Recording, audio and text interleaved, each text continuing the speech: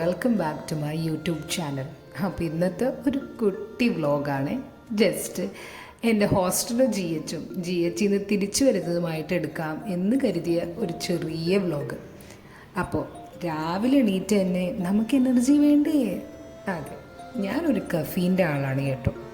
അപ്പോൾ എൻ്റെ hostel anti ഇതേ കാപ്പി കൊണ്ടുവന്ന് എത്തിച്ചിട്ടുണ്ട്. അപ്പോൾ നമുക്കതൊരു ഗ്ലാസ്സിലാക്കി ഇങ്ങനെ എടുത്ത് നമ്മുടെ ബാൽക്കണിയിൽ വന്ന് ഇങ്ങനെ കാഴ്ചയൊക്കെ കണ്ട് കാപ്പി കുടിക്കാൻ എന്ത് രസമാണെന്നറിയോ? ഒന്ന് പോസും കൂടി ചെയ്തേക്കാം കാപ്പിയായിട്ട്.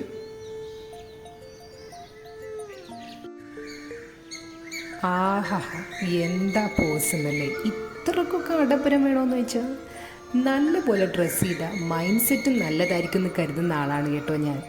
അപ്പോൾ അതേ റെഡിയായി കഴിഞ്ഞപ്പോഴത്തേക്ക് ആൻറ്റി ബ്രേക്ക്ഫാസ്റ്റ് ആയിട്ട് എത്തി.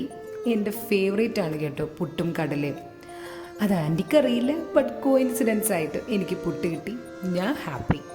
അങ്ങനെ പുട്ട് പോവാനിറങ്ങിയപ്പോഴത്തേക്കും ഈ പൂച്ചക്കുട്ടനെ നമ്മൾ കണ്ടായിരുന്നു കേട്ടോ. ഇനി നമുക്ക് ഒരു നടത്തം തുടങ്ങാം ടു GH. അധികം ദൂരമൊന്നുമില്ല കേട്ടോ, മാക്സിമം പോയ 7 മിനിറ്റ്, അപ്പോഴത്തേക്കും നമ്മളെത്തും.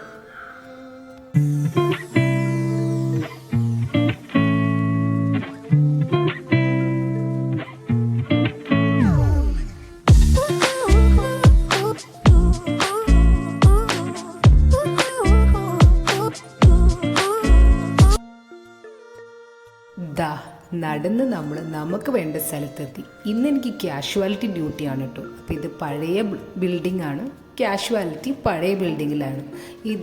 ഈ കാണുന്ന സ്ഥലമാണ് കാഷ്വാലിറ്റി. അപ്പോൾ നമുക്ക് അങ്ങോട്ടേക്ക് പോവാം.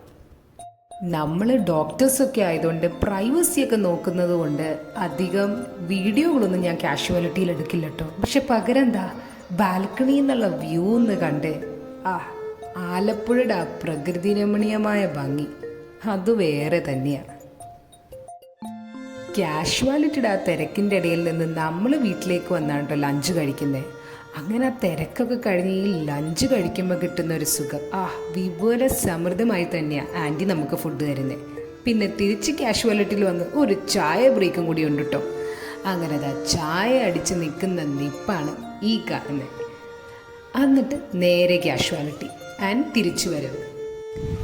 അങ്ങനെ രാത്രി ഒരു 9 മണിയായി കാണും. അപ്പോഴാണ് നമ്മൾ ഹോസ്റ്റലിലേക്ക് ഇറങ്ങി. നല്ല മഴക്കോളുണ്ട് കേട്ടോ. നല്ല രസമാണ് ഈ രാത്രി ഈ തണുപ്പ് ഇങ്ങനെ നടന്നു പോവാൻ. അങ്ങനെ ഹോസ്റ്റലിലെത്തി ഫ്രഷായി. അപ്പം മന്തി കഴിക്കാൻ ഒരു പൂതി. അങ്ങനെ അതും അടിച്ചു കയറ്റി. എന്ത് രസമാണെന്നറിയോ, ഒരു ടയറിങ് ഡേ കഴിഞ്ഞ് നമുക്ക് ഇഷ്ടമുള്ള ഭക്ഷണം കഴിക്കാൻ പറ്റുന്നത്. അത് നല്ലപോലെ എൻജോയ് ചെയ്തു ഞാൻ. അപ്പോൾ പോകുന്നേക്ക് മുന്നേ സബ്സ്ക്രൈബ് ചെയ്യാൻ മറക്കണ്ട. കാണാം നമുക്ക്.